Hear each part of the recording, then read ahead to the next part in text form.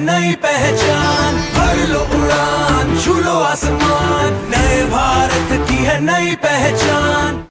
ସମସ୍ତଙ୍କୁ ନମସ୍କାର। ମୁଁ ହେଉଛି ଉଦୟନାଥ ବାରିକ। ମୋ ସାଙ୍ଗରେ ଅଛନ୍ତି ବିଷ୍ଣୁ ପ୍ରସାଦ ମେହେର, ଆଶାଂଶୁ ସାହ, ଚୈତନ୍ୟ ମେହେର ଏବଂ ଦେବାଶିଷ ମେହେର। ଆଜି ଆମେ ଓଡିନୋ ବିଷୟରେ ଓଡିନୋ ଦ୍ୱାରା ଟ୍ରାଫିକ୍ ଲାଇଟ୍ କନେକ୍ସନ୍ ପ୍ରୋଜେକ୍ଟ ବିଷୟରେ କହିବା। ଆମ ଗ୍ରାମାଞ୍ଚଳରେ ଯାତାୟାତ ଦିନକୁ ଦିନ ବଢ଼ିବାରେ ଯାଇଛି। ଏହା ଦ୍ୱାରା ଦୁର୍ଘଟଣା ମଧ୍ୟ ଦିନକୁ ଦିନ ବଢ଼ିବାରେ ଲାଗିଛି।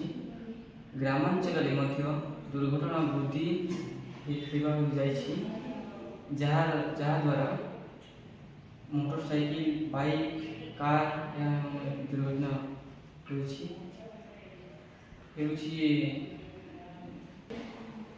ଲୋକମାନେ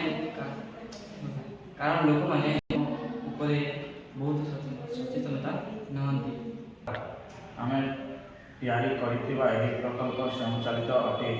ଏଥିରେ ଆମେ ଯେଉଁ ସମୟ ଦେଇଥିବା ସେହି ସମୟରେ ଟ୍ରାଫିକ୍ ଲାଇଟ୍ ଚଲିବା ଆରମ୍ଭ ହୋଇଯିବ। ଏହା ଗ୍ରାମାଞ୍ଚଳରେ ଅଧିକ ଉପାଦେୟ। ଏଇଟା ହେଉଛି ଆମର ଟ୍ରାଫିକ୍ ସଂକେତର ପ୍ରୋଜେକ୍ଟ। ଲାଲ ବତି ଜଳିଲେ ଆମେ ଅଟକି ଯିବା, ଆଉ ହଳଦିଆ ବତି ଜଳିଲେ ପ୍ରସ୍ତୁତ ହେବା, ଓ ସବୁଜ ବତି ଜଳିଲେ ଆଗକୁ ବଢ଼ିବା। ଏହି ପ୍ରକଳ୍ପରେ କ୍ୟାମେରା ଲଗାଇବା ଦ୍ୱାରା ଏହି ଦ୍ୱାରା ମଧ୍ୟ ପରିଚାଳିତ ହୋଇପାରିବ।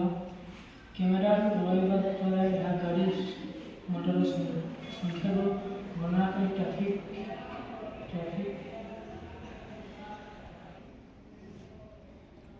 ଅଧିକ ହେଲେ ଆପେ ଆପେ ଅନ୍ ହୋଇଯିବ ଏବଂ ଟ୍ରାଫିକ୍ ପରିଚାଳନା କରିବ।